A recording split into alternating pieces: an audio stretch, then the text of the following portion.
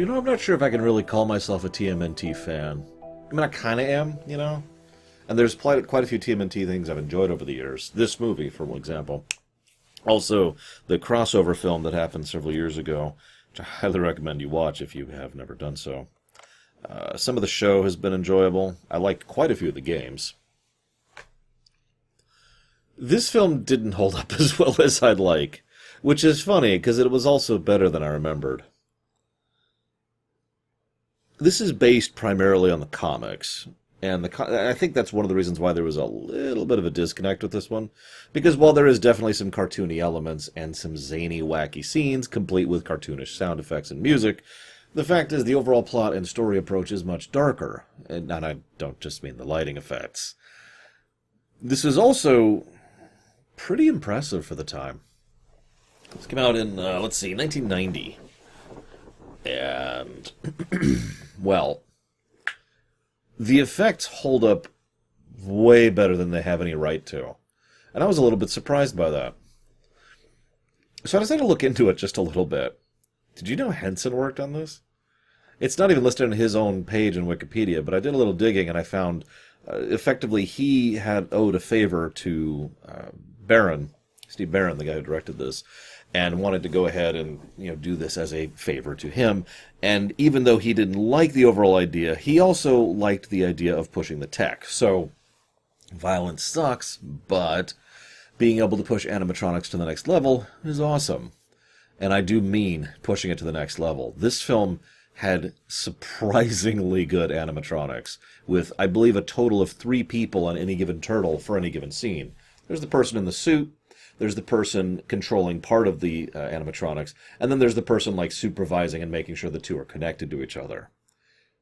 It works really well. Definite props to them for making the turtles seem a lot better than they should. There's a few scenes that don't work, but in terms of the effects, I could buy it a lot better than I couldn't. And they actually bothered to make several of the fight scenes actually look pretty legit. They had to use a lot of cuts, because of course they did, but then they bothered to try and show, I don't want to call them long shots, but there are several extended shots where, we see 20 or 30 seconds uninterrupted of them just doing their moves. So credit where credit is due. This is also done by New Line. You're probably thinking, well, yeah. Historically speaking, it's worth noting New Line was kind of one of those dinky little studios back at this point in time. In fact, they only had one financial success prior to this.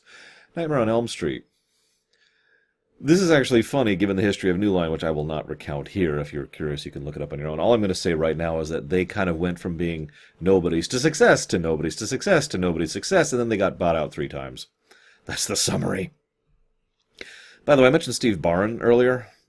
You might know him as the guy who directed Coneheads, the movie, which admittedly I haven't seen since the 90s, so I don't actually remember all that much about it.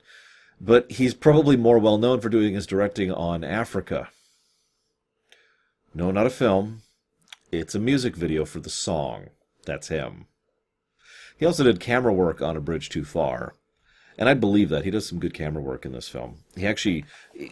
They pull a lot of tricks to minimize how much of the turtles they have to show, which is good, because A, obviously it keeps expenses down and makes things seem more believable or realistic. Even towards the end of the fight, they do a big thing where steam gusts in, and then it goes out, and then they've won. But that's important because they don't completely skimp out. This isn't Transformers 1, that is to say the Michael Bay version, where all of the fights happen just off camera. Because there are fights that happen on camera. It's just, it spaces them out some more, which not only makes them have more impact, but obviously makes it seem more believable, realistic, and saves on the all-important budget.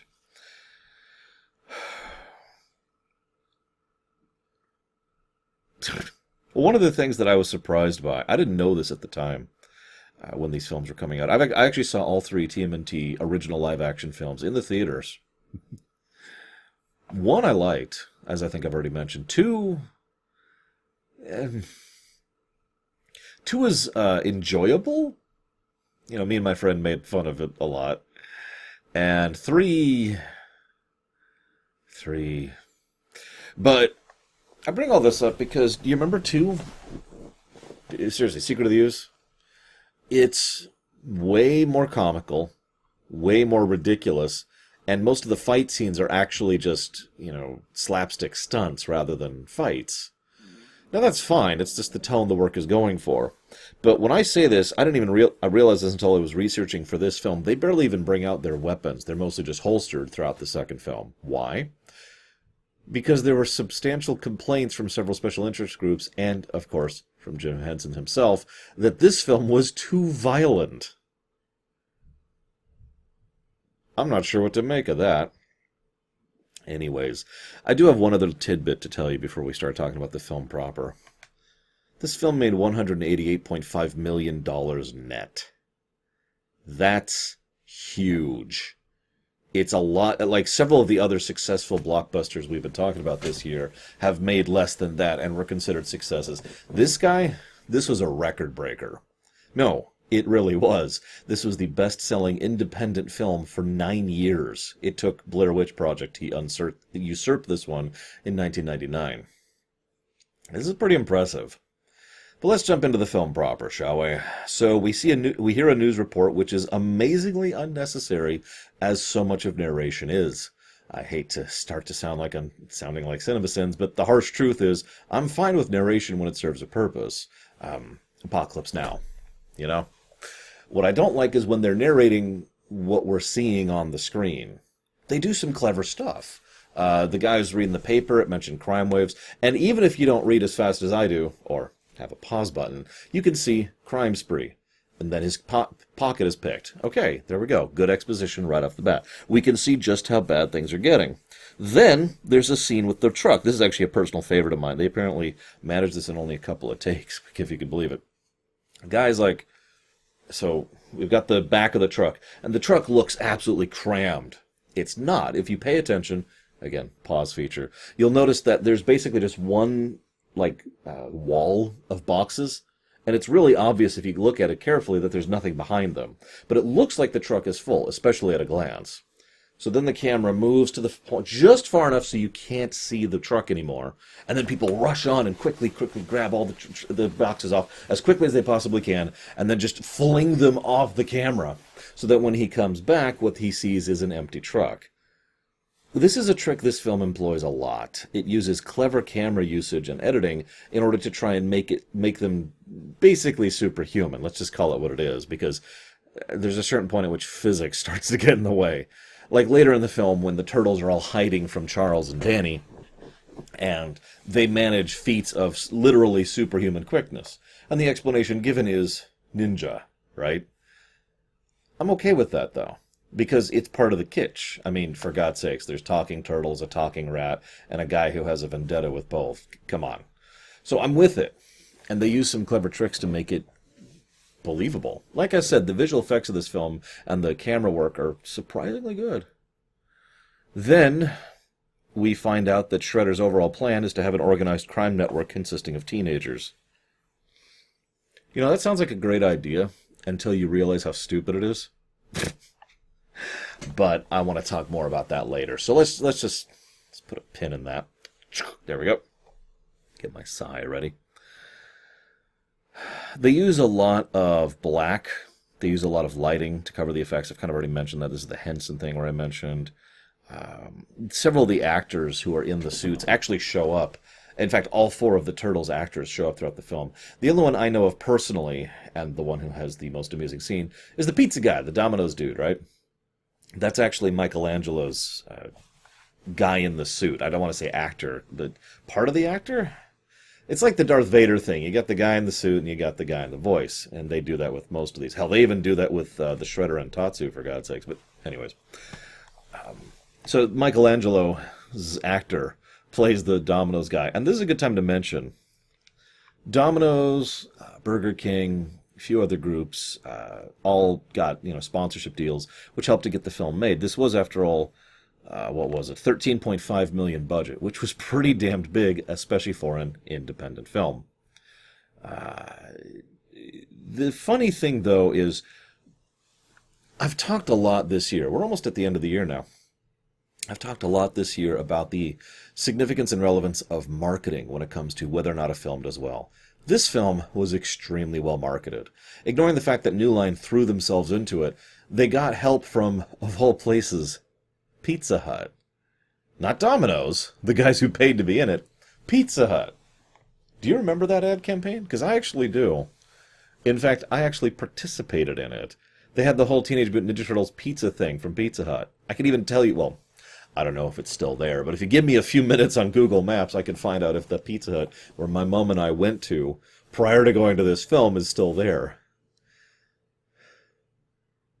God, that's a weirdly fond memory. You'd think it wouldn't be a big deal going to pizza with your mom before going to watch a movie, but damn, that hit me. That was a long time ago. Sorry. So we have the Raphael versus Leo thing because I think it's contractually obligated that every single Teenage Mutant Ninja Turtles work has to have Raphael and Leonardo fighting and butting heads. No, seriously, have you ever noticed how common of a thread that is in almost every single TMNT thing ever? We also have the fight between Jones and Raphael. You know, I'd make fun because people in New York are just kind of shrugging and ignoring a giant turtle in a suit, and Jones himself is just blasé about the whole thing. Then I remember Fight Club. You remember Fight Club? It's a decent film. I mean, I didn't like it, but it's a great film. It's a film in which one of the key things that led to the creation of the film was the writer commenting on how he came to office one day, severely wounded, injury, black eye, blood. No one commented on it, right? Just keep your head down. Don't comment, don't notice. And I point this out because even though this is clearly being done because cartoon, I'd believe it. Now, I would believe it back in, say, the 90s. Nowadays, we have something that completely changes the dynamic. It's this thing. Chkunk. Twitter post. Hey, look at this weirdo. And then it spreads, and then it spreads. We didn't have that back in the 90s, so... Anyways. So Splinter has a really good scene after this. Almost all the Splinter scenes are actually just spot on. There's only one that made me roll my eyes in the entire film. Splinter pulls Raphael aside, and he talks through him, and his word choice is a little unusual, but what he says is, "You are angry. That's okay. It's what you do about that anger that matters. I'm not going to tell you to stop being angry. That would be stupid. What I am going to tell you is that we're here for you." Just supportive. He's just straight up supportive of his son who's going through troubles. It's extremely obvious to anybody who's seen this film. This is the central theme of the film. Fatherhood and family. Splinter is the good father. Shredder is the horrifically horrible father. Charles is the typical father, which also lands him in the not good category. Unfortunately, the film really tries to bring in Danny to be one of the central points of the whole film's thing. I'm not sure why. He's utterly unnecessary for it. He doesn't add any insights to it. He's just another reflection on both the Splinter and the Shredder's overall mentality when it comes to family and taking care of their children. So he's just kind of there to be a plot coupon. Several times, I might add. He's the one who sells out April's apartment, April's condo, and then he's the one who ends up getting Casey to the place, which also ends up saving Splinter, and then he gets him back there, and it's just, okay, Danny, why are you in this film again? I'm sorry. Probably one of my least favorite parts of the film is Danny and his entire inclusion, because it just seems so ancillary, but I'm getting off topic. Shredder is in the shadows almost every time we see him. Probably a good thing. His outfit looks kind of ridiculous. Using that lighting, it's a good move. Oh, by the way, did you notice Sam Rockwell's in this film? I'm sure everyone in the world has pointed this out. How many of you know that this was his fourth or fifth, I'm not sure which because of filming dates, fourth or fifth role ever in anything? You know what he's credited as? Head Thug. He doesn't even have a name. This was, in fact, his second film of all time. God, that's just early on, isn't it? It's always weird. Like we covered Michael Dorn earlier, too. It's just weird seeing some of these guys. Anyways, so the foot soldiers follow Raphael. as he takes the injured April back to his base. Okay, cool. And then we have some whimsy music, because we've got to have, the cartoony section of the film. I will give the film this. It's easy to forget it, at least for me, but these are teenagers. They're 15 years old. You remember what you were like when you were 15? So Splinter saying we should meditate and them bouncing around and dancing. Okay. Them being obsessed with pop culture and pizza. Okay. I gotta be real. I wish I was this well behaved when I was 15. Okay, that's a lie. I was actually pretty well behaved when I was 15. But the point is, I know people who wish they were this well behaved when... Shut up, shut up. I was a geek, okay? What do you want from me? Anyways, right about this point in my life, I was actually reached out to by the art department in my high school. It just occurred to me. That would have been that year. And they were awesome. I've talked about that before. They gave me a scholarship and everything. And they invented a class so I could keep taking art classes. God, I miss them. They were great people. Anyways, so... I just keep talking about my past today. I do apologize. It's kind of nostalgic. What do you want from me? I mean, that's the film in a nutshell, right? It can't possibly be a good film now, right? I hope it's been obvious now. I know this is a weird way to talk about it, but we're almost at the end here. We've only got, looks like one other film after this for the year. So the next film I cover should actually be the final film for 2021. If I haven't actually 100% set up my schedule yet, but that's roughly the order. But I hope it's been obvious as I've been going through here. We had Rocky, Apocalypse Now, Alien, Back to the Future, Transformers, the original, Princess Bride, RoboCop, this, and we're covering Nightmare Before Christmas next. This is, I'm not doing this because nostalgia. I'm not grouping these up because of that. But I'm trying to showcase that it's entirely feasible and possible to have older films which, A, stand the test of time, and B, are considered classics for a frickin' reason. This is the exact same mentality I push constantly over in my streams. But of course, if you're watching this, you are, statistically speaking, not one of my stream viewers. Hence why I'm giving this little speech right now. Age doesn't matter when it comes to a fictional work. What matters is how good it is. It doesn't matter if it's a modern game or a modern film. It doesn't matter if it's one from the 60s or the 30s or the 80s or the 90s or the aughts or whatever. No, the actual time can only affect the tech availability. What matters is how good the work is. Which brings me neatly to this film, which is not that great. I will have to say, though, Judith Haug, I don't actually know how to pronounce her name, does her best here. But God, the fake laughter scene is just, as Michelangelo is just doing impressions, is just eyebrow rolling. It's like, okay, whatever. And I suppose you could say, well, Laura, you're an adult now, and that's the problem. I have a sense of humor. Thank you very much. A horse walks into the bar. No, I'm not going to actually do the whole gag. But the point I'm trying to make is that the whimsical, humorous sections kind of fall flat for the most part.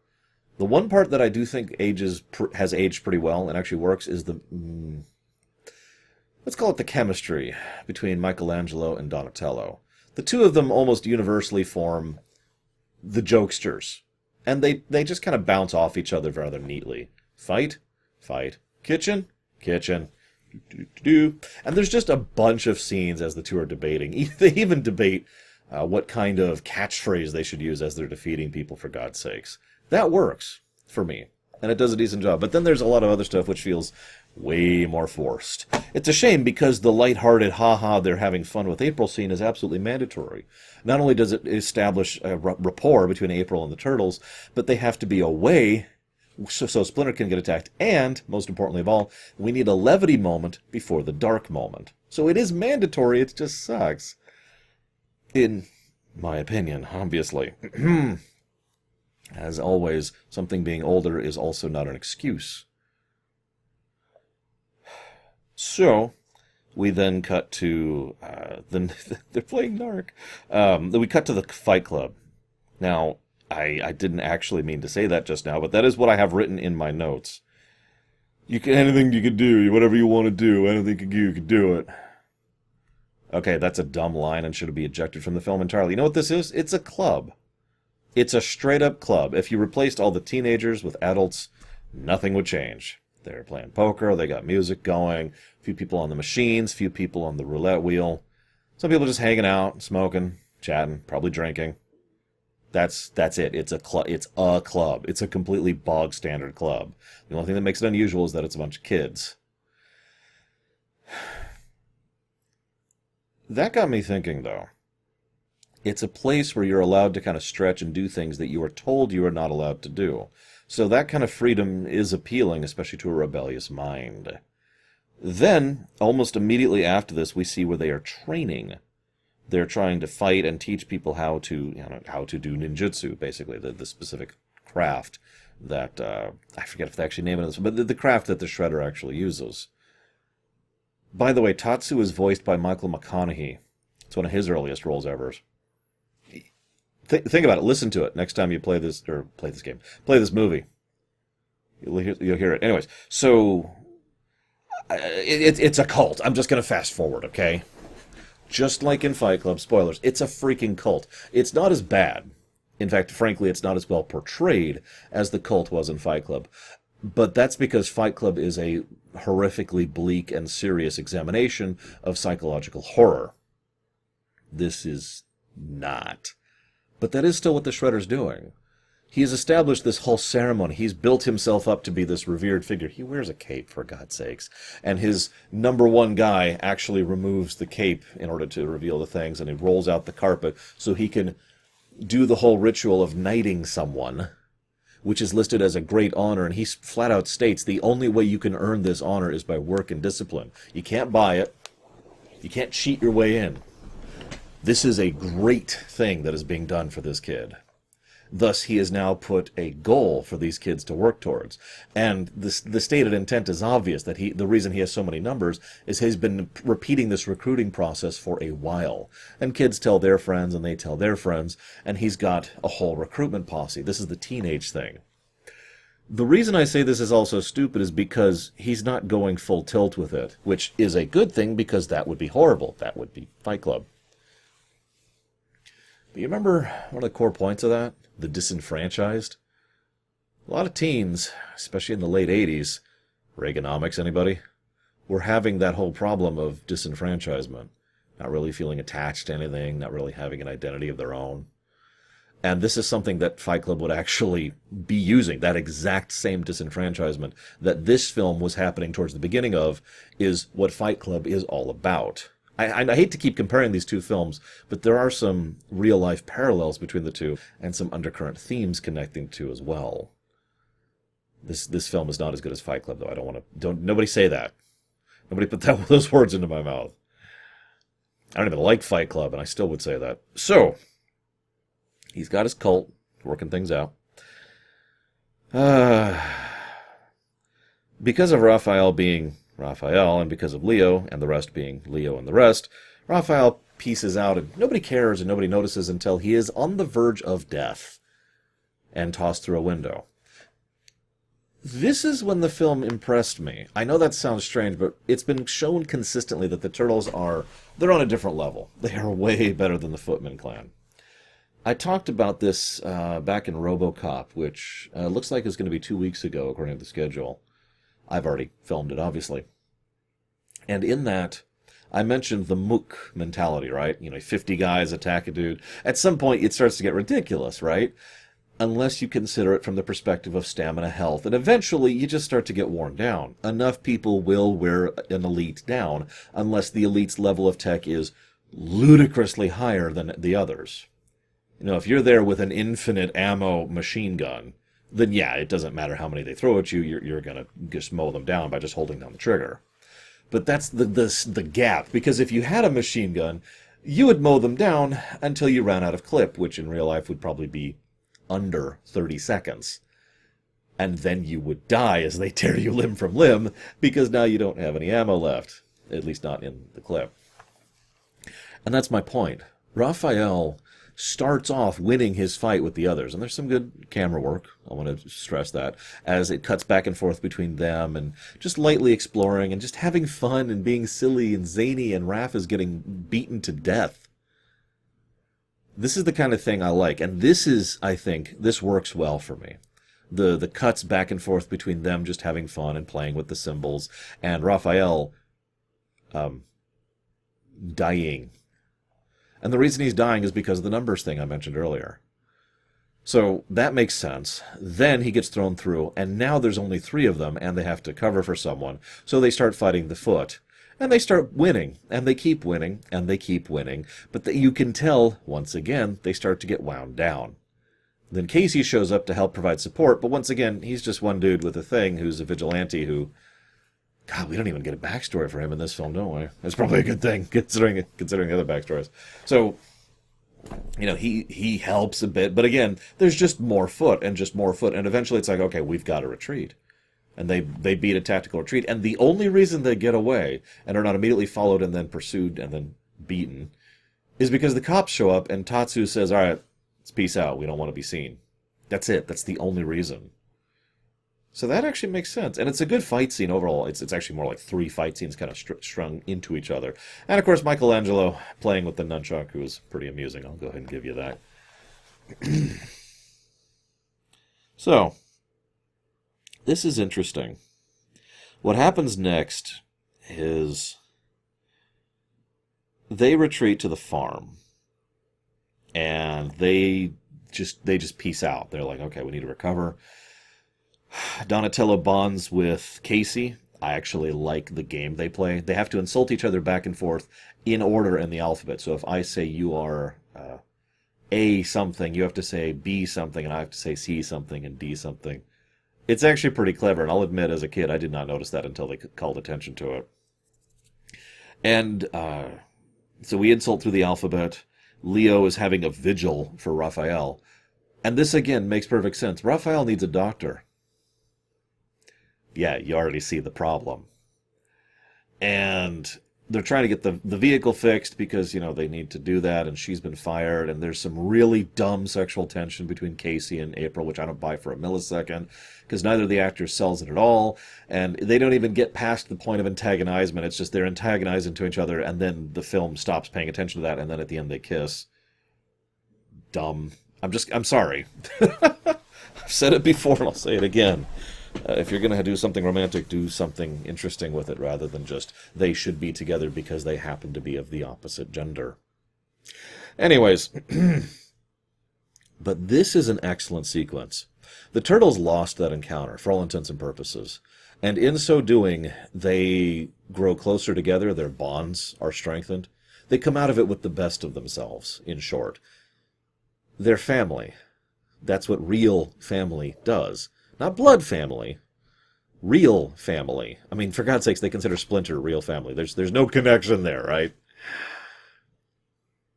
By contrast, over on the other side, Shredder is really pissed off about this, and he expresses this to Tatsu. Tatsu then beats a kid to death. Now, I know what you're thinking. Wait, Lore, in the movie, there's someone in the background that says, he's okay. Yeah, that was edited in. The original intent of the script, directing, camera work, and everything was that Tatsu beat that kid to death. Now, I believe they actually reshot some of the scenes as well, so forgive me on that. But I'm going to point that out because that's what should have happened. There's a word for that. It's called an abusive family. I guess that's 2 words. But abusive is what I was thinking of. Why is the Shredder so popular? Answer me right now. Why is he popular? Go. I'll time you. Hang on. Whoop, I just got a message from Mom the moment I did that. She knew, and she says the answer is... Ding. Oh my God. She says the Shredder's popular because he's evil. I'm covering the Teenage Mutant Ninja Turtles movie right now, period. After that, I'm not sure, period. How are you? Question mark. I bring this up because we just covered RoboCop, right? ED-09, ED-209. Why was ED so popular? Once again, same answer. The same 2 things apply here. Number 1, he looks cool.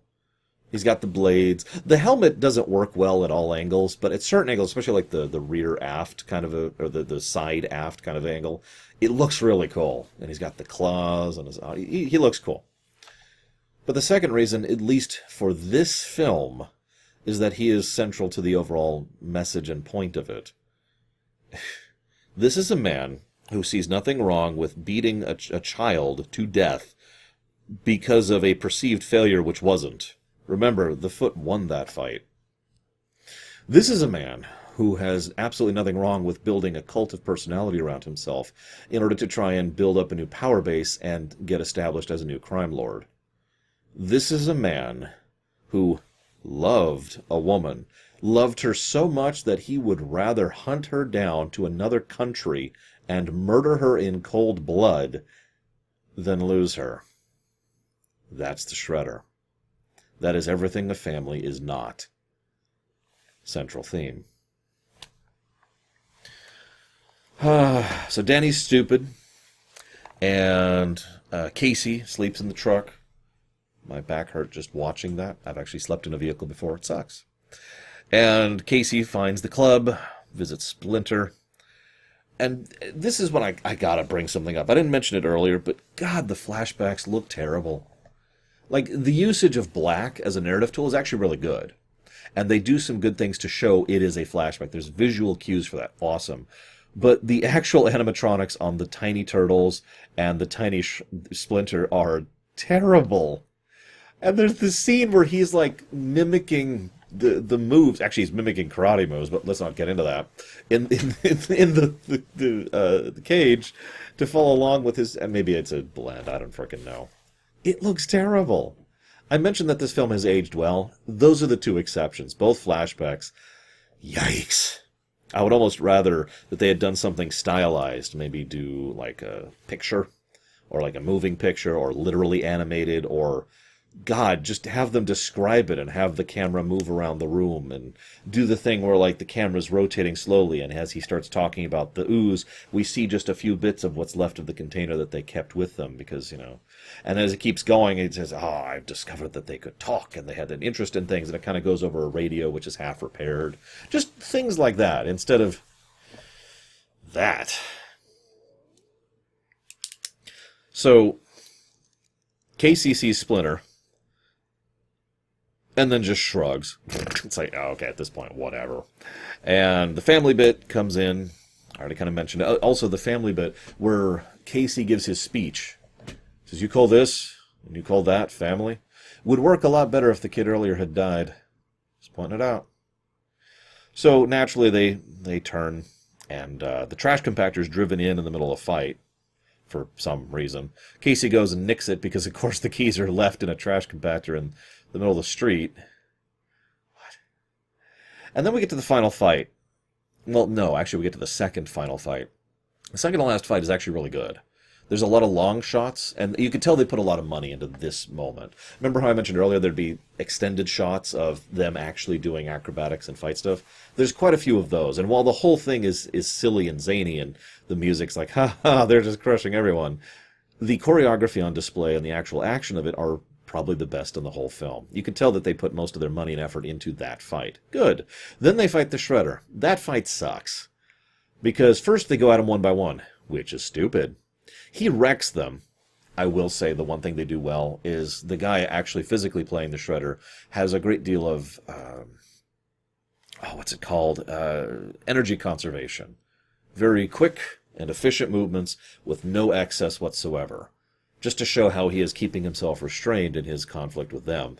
And, of course, he wrecks them. So then they're like, okay, we've got to all attack him at once. Yeah! Which means, naturally, they all attack him one at a time. The one time he starts to lose, this is the part that works for me, is when Leo is actually fighting him and manages to damage him, which naturally leads to him taunting Leo, which leads to Leo charging in, and Shredder effortlessly wrecking him. And the off chance you missed that theme, it comes up one final time. Shredder says, you should have just attacked me. You would have just lost one, and you would have still overwhelmed me. That's all. No one who has ever actually given a damn about another person would ever say something so flippantly as, you should have just attacked me. Your brother would be dead. But you would have won the encounter. That, more than anything else, really, does showcase the mentality the Shredder has and why he's a horrible human being. Thankfully, Splinter comes in to wreck him in one blow by taunting him. Go figure that works again. And tossing him into the garbage compactor, which, whoops, and he's crushed to death, and he definitely doesn't come back in any future movies. Right? In this film, it is portrayed as death. Let's be clear about that. And the film ends. Like I said, a lot of this film was better than I really thought it was, and better than I remembered. It had a few massive gaping holes here and there, and of course, like I said, the flashback sequences were just awful. And why is Danny even in this thing? But other than those minor complaints, I still enjoyed myself. Well, hang on. Before I cut off, I just got to say it's better than the Michael Bay one. Anyways, I know it's not the Michael Bay one. I know he was just a producer, but I don't know what else to call it. The 2017 one? I don't remember the year. You know the one I'm talking about. It's better than the modern one. Did you know they're actually rebooting it again? Last I read, which was today, they're actually working on rebooting that sucker again. I hope you've enjoyed my thoughts, guys. I'll see you next time.